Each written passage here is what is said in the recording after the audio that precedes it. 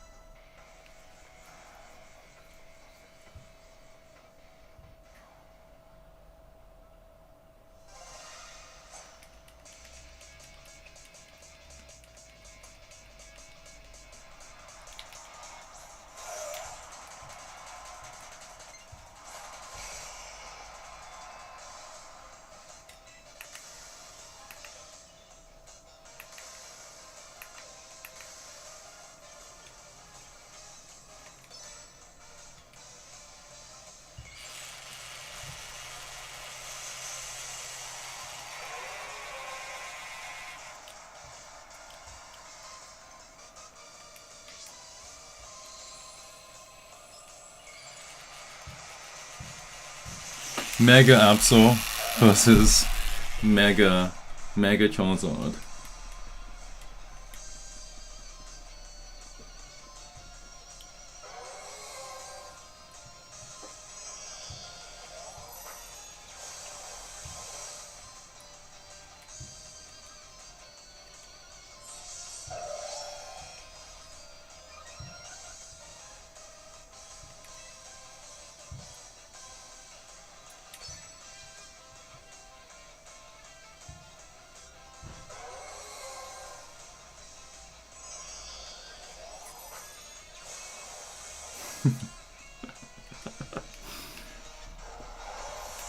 Posting Absol fainted. Charizard's faster than Absol? Freaking hell, man.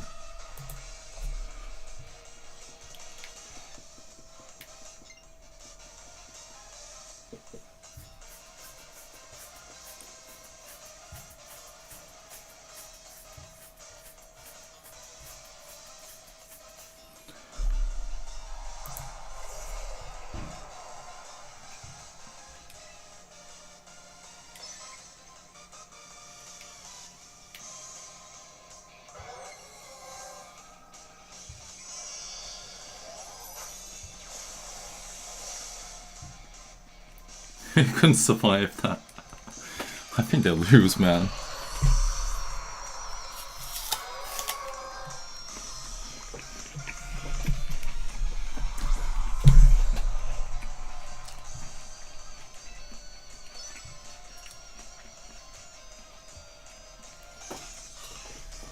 Now get Charizard with Solar Beam.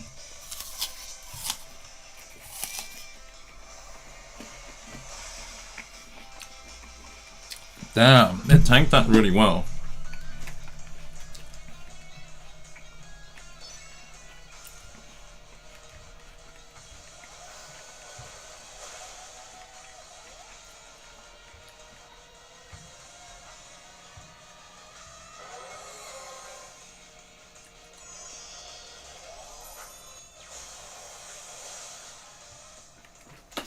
Oh damn.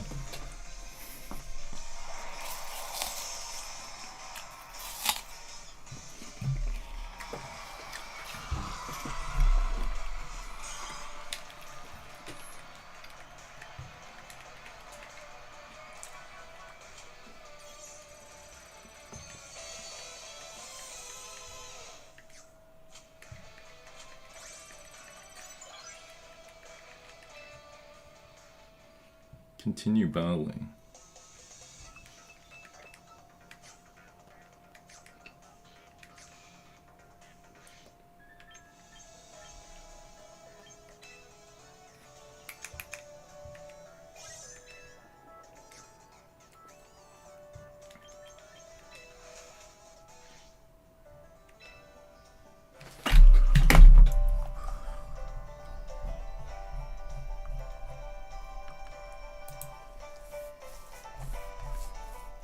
Best Pokemon Sinistcha.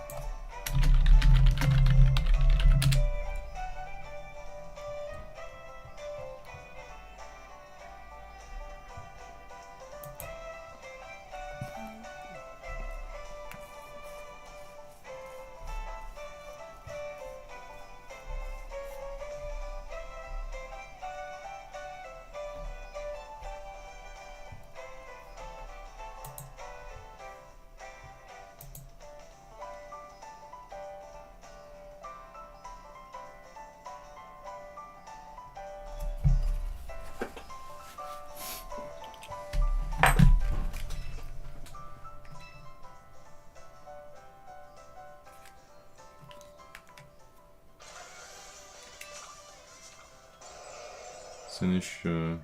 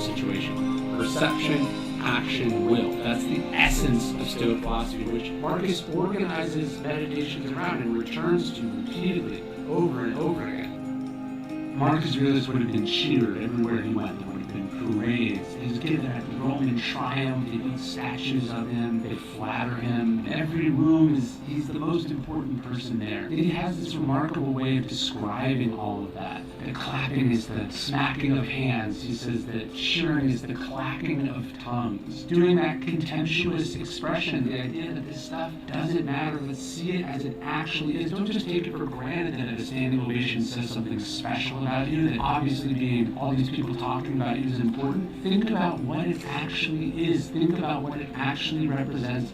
Break it down and see it in this skeptical, almost cynical light, and it loses its power over you.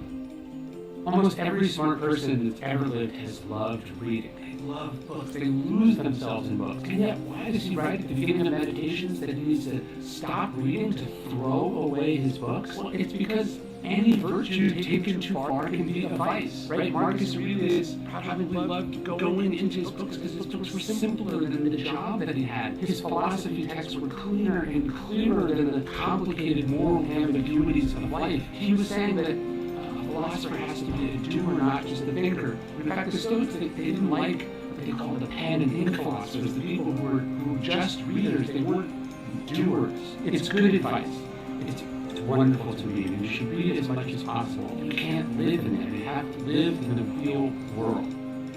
You can imagine that as the Emperor of Rome, people had a lot of strong opinions about him. They thought he was the best in the world. They thought he was the worst in the world. They thought he sucked. They thought he was amazing. He would have been bombarded with opinions about him. He has to not think about it. He has to set his own standards. He has to keep his own inner scorecard. He says at one point in meditation that the perks of his job is that you can earn a bad reputation by doing good deeds. Think of someone like Harry Truman, who makes a bunch of momentous, critical, probably the correct decisions, but he leaves office one of the least popular presidents in American history. That's what Marcus is talking about. People have strong opinions about what you do, but you have to set your own standards, your own scorecard. You have to do the right thing because it's the right thing, not because it's going to make you popular, or conversely, not concerned whether it might make you unpopular. Objective judgment now at this very moment. Unselfish action now at this very moment. Willing acceptance now at this very moment. He says that's all that you need. That's the formula for turning an obstacle upside down. First, you have to see it clearly. Second, you have to focus on what's possible, what you can do for others here. Third, you have to accept the parts of it that are outside your control. You have to bring a kind of fortitude and strength to it. Perception, action, will. That's all that you need. Philosophy can feel like this impractical, inaccessible thing, but Marcus Aurelius writes in Meditations, he says, no role is so well suited to philosophy as the one you're in right now. He says, it stares you in the face. And of course he's talking to himself, of course he's talking about being emperor, but if it stares the emperor in the face, that no role is so well suited to being philosophical as that, I think it's also true for being a janitor, for being a stay-at-home parent, for being an astronaut. Whatever it is that you do stares you in the face. Nothing is so well suited to what you're doing as this philosophy. It would have been my third or fourth reading of Marcus Aurelius that I caught this line. He says, you can leave life right now. Let that determine what you do and say and think. This is the Stoic idea of a memento mori. It's not that you will die tomorrow and you should try heroin or go to an orgy. It's that you never know when life is going to end. And so you can't take it for granted. You cannot take it for granted. Steve Jobs learned from his father, who was a carpenter, the importance of caring about the craft, how something was done, even the parts that no one would see, like the back of a fence or the back of a drawer. That's why the inside of a MacBook computer is beautiful, even though the average user will never crack it open and see. Again, Meditations being a book for the author, not for the reader, is so fascinating. Marcus Aurelius is writing in Greek, not in Latin, because at that time Greek was the language of philosophy. It was a harder but a more beautiful language. He quotes from memory perfectly these obscure passages from philosophy. He makes these observations about the way that grain bends or the flecks of foam on a board's mouth. He was a beautiful writer just for himself. That's one of the reasons I slaved over this edition. I just wanted it to be amazing, beautiful, to reflect the workmanship and the craftsmanship of Meditations itself. And I just always think of that lesson from Marcus and from Steve Jobs, that it doesn't matter whether other people will see it, whether it's in your journal or for publication, you have to care about what it is and how it's made. My friend Stephen Pressfield talks about the resistance, the thing that gets in between us and what we want to do. He says, nobody says, I'm never going to write my symphony. He says, I'm going to do it tomorrow. Marcus Aurelius struggles with the resistance too, like all of us. He says, you could be good today, instead you choose tomorrow. We put it off. And actually, Seneca says something similar. He says, the one thing fools all have in common is that they're always getting ready to begin. But the point for Marcus was that you do it now, not later, you do it now. Concentrate like a Roman, Marcus Aurelius says. Concentrate on doing the thing in front of you as if it was the last thing you were doing in your life. I think about that pretty often. That it could be the last time you send this email. It could be the last time you have this conversation. It could be the last time that I sit down to write, that I sit down to make a video. So am I going to be fully present? Am I going to concentrate? Am I going to do my job? Am I going to meet the standards of my people, my profession, my history? Am I going to concentrate like a Roman? Am I going to do it like this thing matters? Like I might not get another opportunity to do it. To me, that's the test, that's the standard to try to meet every day that you are lucky enough to be alive. A few years ago, a friend sent me an email, came in the afternoon or the early evening on a Friday, opened it, and then I was like, you know what, this is like I got a lot to deal with here, and I marked it as unread, and I said, I'll get to it on Monday. And he dropped dead on a hike on Sunday. This is what the Stoics are talking about when they say, memento mori, when they say you could leave life right now. And one of the most haunting passages in Marcus Aurelius, he talks about how as you tuck your child in at night, says you should say to yourself, they will not make it to the morning. His point was meditating on the fact that this could be the last email that you get from this friend. This could be the last time you sit down to coffee. It could be the last family vacation that you ever go on. For you or for them, right? And we can't take people or places for granted. I don't think Marcus is doing this exercise meditating on the loss of his child to disconnect, to detach from them. The opposite. It's to connect more deeply with them, to remind himself what was truly important, which was the present moment. And his other brilliant meditation on the ephemerality of life, he says, you're afraid of death because you won't be able to do this anymore. You won't be able to wait in line at the DMV. You won't be on another stupid, pointless conference call. So much of what we spend our life doing is a complete waste. And then we say we're afraid of death. We say we feel like we don't have enough time. You do have enough time.